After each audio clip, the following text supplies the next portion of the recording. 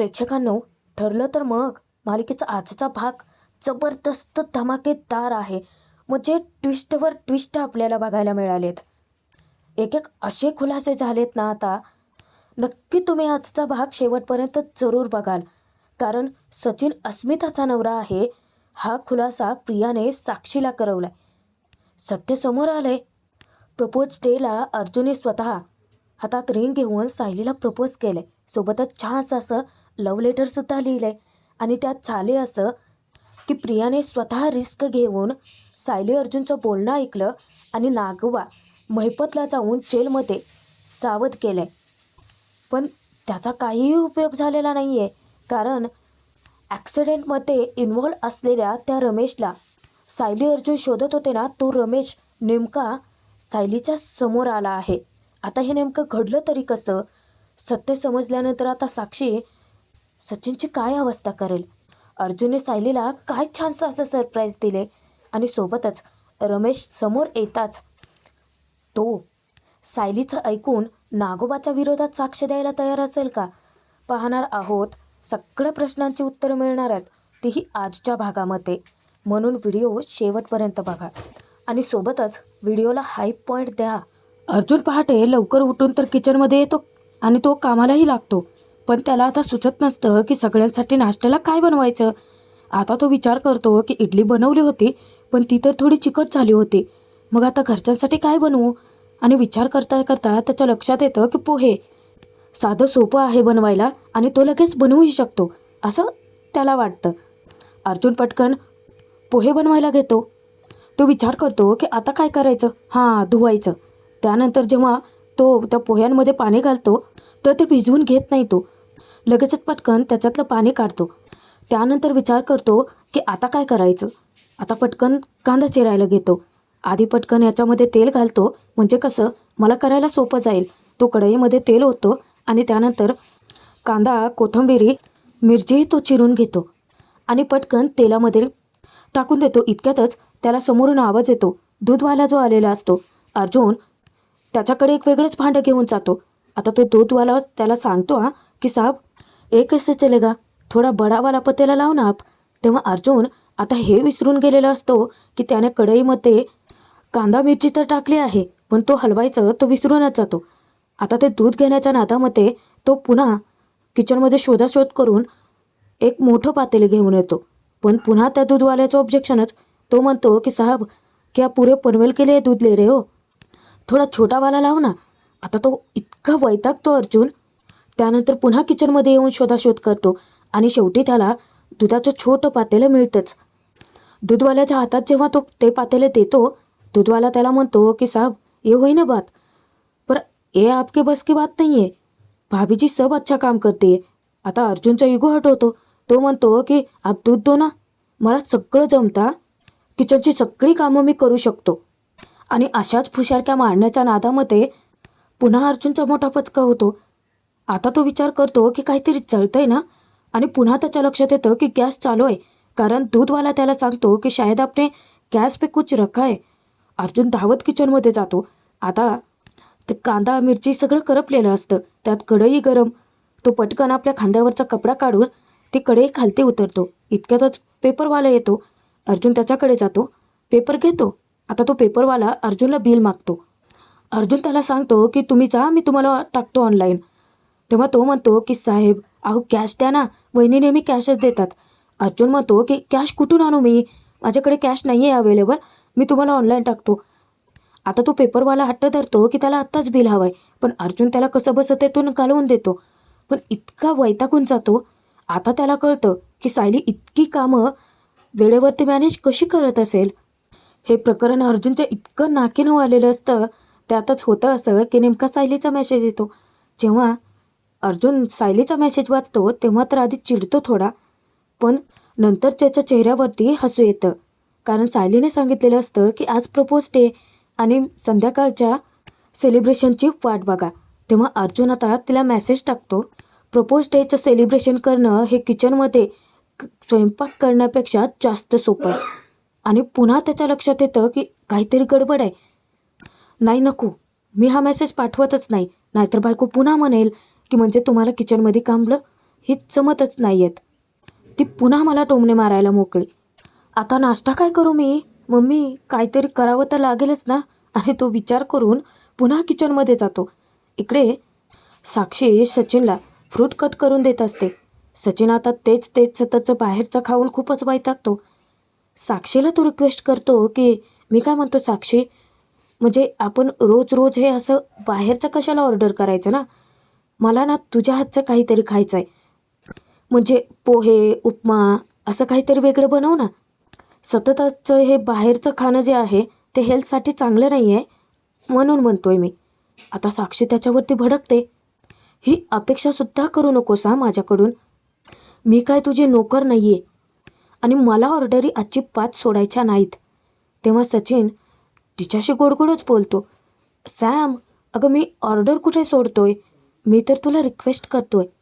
मग साक्षी त्याला विचारते, प्रेमात ना सगळं सहन करावं लागतं सचिन.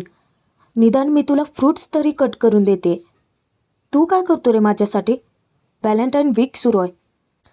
काल रोज डे होता. तू माझ्यासाठी साधं गुलाबाचं फूलही नाही आणलं. तेव्हा सचिन तर असा रिॲक्ट करतो की जसं त्याला काही माहितीच नाही आहे.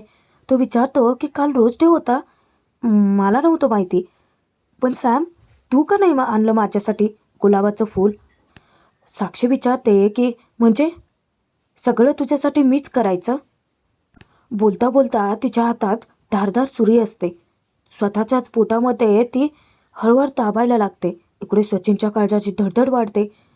मी ना एक काम करते सचिन, मी ना माझ्या रक्ताने तुझ्यासाठी लव्ह लेटर लिहिते.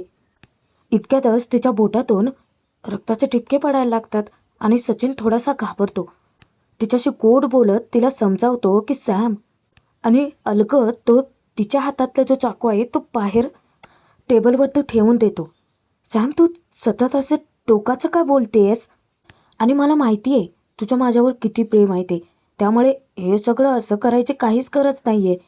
हल्ली सचिनला ना साक्षीची इतकी भीती वाटत असते की ती रागाच्या भरात अगदी सचिनचा जीवही घेऊ शकते. हे प्रत्यक्षात त्याने अनुभवलेलं तर असतंच.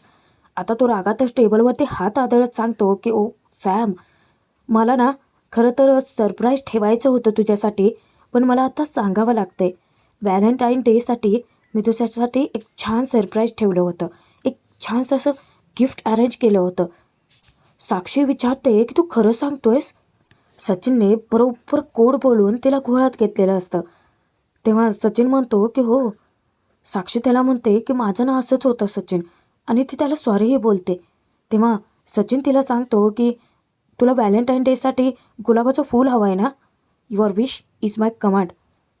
मी आत्ता जातो आणि तुझ्यासाठी गुलाबाचं फूल घेऊन येतो. बरोबर सचिन मोका साधून साक्षीच्या तावडीतून निसटतो. पण प्रेक्षकांनो, इथेच येतोय मोठा ट्विस्ट. कारण आता प्रियाकडून सचिन नक्की आहे तरी कोण, हा धक्कादायक खुलासा साक्षीला होणार आहे. इतक्यातच तिथे नेमकी प्रिया टपकते आणि प्रियाला नागराजने आधीच सगळं सांगितलं या, आणि हा सगळा जो प्लॅन आहे तो नागराजनेच प्रियाला समजावून सांगितलंय. मुद्दाम येऊन ती नाटक करते की साक्षी, हा सचिन इथे कसा काय, हा सचिनच होता ना? तेव्हा साक्षी धक्क्याने विचारते की पण तुला कसं काय माहिती? मी तर तुमच्या दोघांची कधी ओळख करूनच दिलेली नाही आहे. तेव्हा प्रिया खुलासा करते, अगं साक्षी, हा सचिन माझ्या सख्ख्या नंदेचा नवरा आहे, अस्मिताचा नवरा आहे हा. साक्षीला इतका मोठा धक्का बसतो. ती विचार करते की नाही, हे सगळं खोटं आहे. प्रियाला ती सांगूनही टाकते की सचिन तिच्याशी लग्नही करणार होता. तेव्हा प्रिया तिला समजावते की साक्षी, अगं हा तोच सचिन आहे. अस्मिता आणि सचिनचं लग्न झालं आहे हे जग जाहीर आहे. तो USA कॅनडाला कामानिमित्त असायचा ना, आणि म्हणूनच तर ती अस्मिता सतत आमच्या घरी पडीक असायची. अगं मागच्या वेळेस जेव्हा अस्मिता कॅनडाला गेलती ना, तेव्हा तर ती प्रेग्नंट होऊन आली. तेव्हा साक्षीपुरती हादरूनच जाते. तिला हा धक्का सहनही होत नाही. प्रिया तिला सावरायचं राहिलं बाजूला, तिच्या जखमेवरच मीठ चोळते. साक्षी, आता काय करशील गं? बापरे, हे सगळं काय होऊन बसले? किती तो नाटकीपणा. म्हणजे आत्ता साक्षीच्या हे लक्षात आलं असेल, साक्षी काही खोटं बोलून सचिनला फसवत नव्हती. उलट सचिनच इतका शातीर निघालाय की त्याने साक्षीसारख्या मुलीला फसवलंय. इकडे सायली चैतन्य दोघेही एका केस संदर्भात डिस्कस करत असतात. सायली विचारते की परंतु करमरकर पुन्हा असं कसं काय पलटू शकतात. तेव्हा चैतन्य सांगतो की हाच तर प्रॉब्लेम आहे करमरकरांचा. ते 10 वेळा स्वतःचं स्टेटमेंट बदलतात. आपल्याकडे आय विटनेस नाही आहे ना, तो मेन प्रॉब्लेम आहे. तेव्हा सायली विचार करते की पण आपण ऑफिसचं नोंदी बघू शकतो ना. तेव्हा चैतन्य म्हणतो की करेक्ट आहे, मी आजच ते काम करतो. इतक्यात सायली अर्जुनला ऑर्डर सोडते की अहो अहो चहा घेऊन या. अर्जुन सांगतो की झाला घेऊनच येतोय. आता अर्जुन जेव्हा सायलीला चहा घेऊन येतो, चैतन्य हसतो त्याच्यावरती. अर्जुन आता त्याच्यावरती हात उगारतो. सायली मुद्दामच अर्जुनला पुन्हा ऑर्डर सोडते की हे काय, तुम्ही चैतन्य भाऊजींसाठी कॉफी घेऊन या की. अर्जुन चिडतो आणि म्हणतो की हे काय, मग आधीच सांगायचं कळत नव्हतं का, किचनमध्ये किती काम आहेत मला, मी काय हेच करत बसू का चहा कॉफी. सायली त्याच्याकडे आश्चर्याने जेव्हा बघते तेव्हा तो म्हणतो की आणतो हां भाऊजी. कारण किती जरी अर्जुनने ऑर्डरी सोडल्या तरी सायली चिडत नव्हती ना. थोड्या वेळातच अर्जुन चैतन्यासाठी सुद्धा कॉफी घेऊन येतो. सायली पुन्हा मुद्दाम त्याला ऑर्डर सोडते की माझ्यासाठी काहीतरी खायला घेऊन या ना. तेव्हा अर्जुन विचारतो की खायला, बरं घेऊन येतो. पुन्हा ती सांगते की काय आहे, कामाच्या गडबडीमध्ये माझा चहा गार होऊन गेलाय, माझ्यासाठी पुन्हा गरम करून आणचाल का. तेव्हा अर्जुन इतका चिडतो, तुला आधीच पिऊन घ्यायचं कळत नव्हतं का, मी काय दिवसभर तेच करत बसू का. त्याच्यावरती लगेच सायली रिॲक्ट होते. सायली म्हणते की अच्छा, तुम्ही जेव्हा 10 वेळा माझ्याकडे कॉफी मागता तेव्हा माझीही अशीच गडबड होत असेल ना, पण मी चिडते का, नाही ना. तुम्ही ना एक गोष्ट चांगली लक्षात ठेवा की तुम्ही आता अर्जुन सुभेदार नाही आहात, सायली सुभेदार आहात, त्यामुळे चिडायचं नाही. तेव्हा अर्जुन म्हणतो की ठीक आहे करतो. अर्जुन रागातच तोंडातल्या तोंडात पुटपुटत असतो की मला हल्ली ना झोपेतसुद्धा किचन दिसायला लागलं आहे, दिवसभर मी तेच करतो आता, चहा कॉफी किचन स्टडी. सायली त्याच्याकडे डोळे वटारून बघते आणि त्याची बोलतीच बंद होते. आता चैतन्य मुद्दामच अर्जुनची फिरकी घेतो. जेव्हा तो अर्जुन वहिनी म्हणतो ना, अर्जुन त्याला विचारतो की तुझं काय आता. चैतन्य ऑर्डर सोडतो, माझी ह्या कॉफी जरा गार झाली आहे, तेवढी गरम करून आणता का. अर्जुन त्याच्यावरती बरसतो, अरे आत्ताच तर गरमागरम कॉफी दिली होती ना तुला. आणि पुन्हा जेव्हा त्याच्या सायलीकडे लक्ष जातं लगेचच तो मूड चेंज करतो, आणतो हां लगेच घेऊन येतो. अर्जुन किचनकडे जातो आणि चैतन्य इतका मोठमोठ्याने त्याच्यावरती हसत असतो, त्याची खिल्ली उडवतो. सायली त्याला दटावते की भाऊजी इतकंही हसू नका ना. सायली चैतन्य केस संदर्भात आता विचार करत असतात. सायली विचारते की सावंतांना विचारा ना, आपण जे स्केच पाठवलं होतं तो रमेश, त्याचा काही पत्ता वगैरे मिळाला आहे की नाही. इतक्यात अर्जुन चहा कॉफी घेऊन येतो. तेव्हा तो चैतन्याला सांगतो की आणि त्यांना विचार की तो रमेश ॲक्युरेट त्याच पत्त्यावरती राहतोय की नाही. तेव्हा चैतन्य मुद्दाम टोमणा मारतो की अर्जुन वहिनी तुम्ही तुमच्या कामात लक्ष द्या ना. अर्जुनला इतका राग येतो, तो दोघांनाही सांगतो की तुमची चहा आणि कॉफी पिऊन घ्या पटकन, गरमागरम आहे, नाहीतर परत गरम करून आणावी लागेल. चैतन्य जरा अतिच करतो हा. मुद्दाम सायलीसमोर विचारतो की अर्जुन वहिनी तुम्ही तुमच्या बायकोला प्रपोज करायला काहीच स्पेशल केलेलं नाही आहे, आज प्रपोज डे आहे. तेव्हा सायलीला हसू येतं. आता अर्जुन वैतागत म्हणतो की अच्छा, एकतर या मॅडम माझ्या आयुष्यात आल्या आणि मी कायमचा किचनमध्ये अडकलो आहे, पुन्हा नाही प्रपोज करणार मी. तेव्हा सायली विचारते की अच्छा, म्हणजे तुम्हाला असं वाटतं आहे का की तुम्ही प्रपोज कराल आणि मी तुम्हाला होच म्हणेन. इतक्यात त्यांचं बोलणं नेमकं प्रिया ऐकते आणि प्रिया चोरून आता ते नक्की काय बोलत आहेत ते ऐकण्याचा प्रयत्न करते. गुपचूप जिन्यावरती चढते. अर्जुन तिला सांगतो की टॉपिक चेंज, चैतन्य तू केसबद्दल बोल. अर्जुन चैतन्याला सांगतो की तू ना इन्स्पेक्टर सावंतांना फोन करून विचार की तो रमेश जो आहे तो खरोखरचा साईड मॅनेजर होता की नाही. जर असेल तर आपण पर्सनली जाऊन भेटू त्याला. प्रिया चोरून बोलणं ऐकतच असते. तेव्हा चैतन्य म्हणतो की हो, ॲक्सिडेंटच्या वेळी रमेश तिथे हजर होता. मग आपण आता ही बेसिक माहिती तरी काढू शकतो की तो नक्की त्यावेळचा साईट मॅनेजर होता की त्याला कोणी ट्रक दिली होती, ती ट्रक नेमकी कोणाची होती, इतकी तरी बेसिक माहिती आपल्याला मिळूच शकते. अर्जुन म्हणतो की ठीक आहे, तू जेव्हा भेटायला जाशील तेव्हा मीही तुझ्यासोबत येईन, कारण प्रत्येक वेळी मला माझ्या बायकोची खूप मदत होते. हो, पण मी ना सोबत येताना तिच्यासारखी अशी भारी पर्स बिर घेऊन नाही येणार. तेव्हा चैतन्याला हसू येतं. सायली त्याला सांगते की किचनमधली कामं खोळंबली असतील ना, जाऊन करा आणि माझ्यासाठी काहीतरी खायला घेऊन या. अर्जुन तोंडाचंच पुटपुटतो. लक्षात आहे वाटतं अजून. चैतन्यही सांगतो, आणतोयस ना खायला, खूप भूक लागली. अर्जुन म्हणतो की ठीक आहे, आणतो खायला, घेऊनच येतो. प्रियाला खूप मोठं गुपित कळालेलं असतं. अरे, हे तर ट्रक मालकाच्या साईट मॅनेजरला शोधण्याचा प्रयत्न करतायत. म्हणजे नागोबा आणि महिपतला ही बातमी कळायलाच हवी आहे. मला काहीही करून आता त्यांना जेलमध्ये भेटायला जावं तर लागेलच. चैतन्य हसता हसता सायलीला विचारतो की चला आपण ॲक्सिडेंटच्या त्या केसबद्दल डिस्कस करूया. सायली वैतागतच विचारते की काय, अजून एक केस? चैतन्य भाऊजी, सकाळपासून आपण 7वी केस बघितली. तेव्हा चैतन्य अर्जुनबद्दल भरभरून बोलतो. आता सायली वहिनी, अर्जुन एका दिवसात 15 केसेस हँडल करतो. एकाच वेळेस ऑफिसमध्ये 25 केसेस चालू असतात. अर्जुन त्या सगळ्या एकटा हँडल करतोय. तुमची इन्व्हॉल्वमेंट फक्त आश्रम केस आणि आता नागराज केस इतकीच आहे. त्यामुळे तुम्हाला वाटतं की जास्तीचं काही काम नसेल. इतक्यात दोघांसाठी खायला घेऊन अर्जुनच हजर होतो. तेव्हा तो पुन्हा फुशारक्या मारत बोलतो की हो, हे काय काम ना किचनमध्ये चहा बनवणं, स्वयंपाक बनवणं इतकंही सोपं नाही आहे.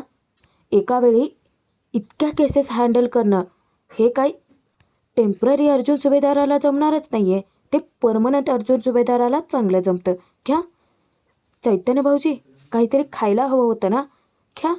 तेव्हा मनातच सायलीला खरंच खूप गिल्टी वाटतं. ती विचार करते की अगदी बरोबर बोलतायत हे. यांच्या ऑफिसच्या कामाचा एवढा मोठा पसार आहे हे तर माझ्या लक्षातच आलं नव्हतं. मेंदूत थकवणारं काम आहे हे. मी कितीही फुशारक्या मारल्या तरी हे काम माझ्यासाठी सोपं नाही आहे. जसं सायली अर्जुनबद्दल विचार करते, अगदी अर्जुनही सायलीबद्दल विचार करतो. हे मल्टीटास्किंग काम मला तर कुठे जमतंय. वरवरचं कितीही सोपं वाटत असलं तरीसुद्धा सायली एकटे हँडल करते अख्खं घर. इथे तर मला विमलताई आणि मम्माची मदत घेऊनसुद्धा सगळी कामं जमतच नाही आहेत. दोघांनाही एकमेकांबद्दल कामाच्या बाबतीत इतका आदर वाटत असतो. दोघे अचानक एकमेकांना विचारतात, तुम्ही काही बोललात का? तेव्हा सायली म्हणते की नाही, कुठे काय. अर्जुनही म्हणतो की नाही, कुठे काय. तेव्हा चैतन्य इतका हसतो, अर्जुन त्याला वचकतो, ए खा ना गुपचूप. चैतन्य म्हणतो की हो, फरसाण खूप छान झालं या. अर्जुन विचारतो, हो ना, मग खा गुपचूप आणि कॉफी पी. तोपर्यंत प्रियाने नागराज महिपतला जाऊन सावध केलेलंच असतं. नागराज धक्क्याने विचारतो की काय, साईड मॅनेजरला शोधतायत? हे काय आता प्रकरण नवीच. तेव्हा प्रिया त्याच्यावरती खेकसते की नवीन नाही आहे, जुनंच आहे ते.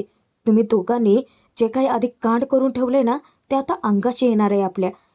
तेव्हा महिपत फुशारक्या मारत म्हणतो की नाग्या, याच्याशी माझा काही संबंध नाही या. नाव समोर आलं तर आता तुझंच येऊ शकतं, कारण मी तर त्या माणसाला ओळखतही नव्हतो. तो माणूस तुझाच होता. तो माझं नाव नाही घेणार, तुझंच नाव घेणार. त्यामुळे त्याला शोधा, कुठेतरी लपवा, कुठेतरी काढा. नागोबा त्यावर म्हणतो की मी तुरुंगात बसून या सगळ्या अशा गोष्टी नाही करू शकत. तुलाही चांगलंच माहिती आहे महिपत. महिपत आता मोठ्या तोऱ्याने विचारतो की मग नाग्या, आता बघ तुला कुणाची मदत लागणार आहे, माझीच का नाही. तुरुंगातून एक फोन केला ना मी, तर त्याला गायब केलेलं कळू द्यायचे नाही. प्रिया आता दोघांवरती खेकसते. तुरुंगात बसून तुम्हाला खून पलीकडे काही सुचतच नाही आहे का हो? हे बघा, खून न करता त्याचं तोंड गप्प कसं करता येईल ना, ते तेवढं सांगा मला. तेव्हा नागोबा डायरेक्ट प्रियाचीच मदत मागतो. तेव्हा तो म्हणतो की तुरुंगात थांबून आम्ही काही करू शकत नाही, आता तुलाच काहीतरी करावं लागेल प्रिया. प्रिया आता रिॲक्ट होते, मी मी तुमची धुनी धुणार नाही आहे. नागोबा विचारतो की आता का? तेव्हा तर मग म्हणत होते आम्हाला की मी तुमची साथ कधीच सोडणार नाही, तुमची हवी ती सगळी कामं करेन. मग आता काय झालं? प्रिया या गोष्टीला स्पष्ट विरोध करते. अर्जुन सायलीवरती नजर ठेवून मी तुमची मदतच करते. आणखीन कोणाला गुंडाळायला आता मला सांगू नका. तुमचं काय असेल ना, ते तुमचं तुम्ही बघून घ्या. आणि ती डायरेक्ट त्यांच्याकडे पाठच फिरवून निघून जाते. तेव्हा दोघेही विचारात पडतात, आता काय करता येईल. तसंच काहीसं सायली अर्जुनही विचार करत असतात. सायली सांगते की इन्स्पेक्टर सावंतांना एकदा का तो माणूस भेटला आणि त्या रमेशने जर का नागराजचं नाव घेतलं ना, तर आपल्यासाठी हे सगळं खूप सोपं होईल. तेव्हा सायली हसून त्याच्याकडे पाहत असते. अर्जुन म्हणतो की करेक्ट आहे, करेक्ट आहे, कारण तो सायलीच्या भूमिकेत आहे ना. तेव्हा सायली ठरवते की ठीक आहे, आता त्या रमेशचा पत्ता लागला की मी स्वतः त्याला जाऊन भेटेल. अर्जुन इतका घाबरतो. सायली तू वेडी आहेस का? अगं ॲक्सिडेंटशी कनेक्टेड असणाऱ्या माणसाला तू एकटी भेटायला कशी जाऊ शकतेस? हे बघ, तू अजिबात जायचं नाही आहे. पोलिसांना त्यांचं त्यांचं काम करू देत. तेव्हा सायली म्हणते की पण अर्जुन सुभेदार तर नेहमीच जातात पोलिसांची मदत करायला. ते तर गुन्हेगाराच्या 2 पावलं पुढे असतात. मग आता मी अर्जुन सुभेदार आहे. मग हे काम तर मीच करणार ना. अर्जुन एखाद्या लहान मुलासारखा रुसतो. तुला हवं ते कर. तू मला नाही बोलायचं तुझ्याशी. आणि तो बेडवर जाऊन रुसून बसतो. सायली विचार करते की हे काय, आज प्रपोज डे, बहुतेक हे विसरले असतील. तेव्हा ती झोपायला जाण्याचा प्रयत्न करते, पण तिचं लक्ष अर्जुनकडेच असतं. तेव्हा अर्जुन विचार करतो की हे काय, आज प्रपोज डे, सायली खरंच विसरली आहे. जेव्हा सायली बेडवरची उशी घ्यायला जाते त्या क्षणी तिला अर्जुनचं छानसं असं सरप्राईज मिळतं. अर्जुनने तिच्यासाठी एक लव्ह लेटर आणि सोबतच छानशी अशी रिंग ठेवलेली असते.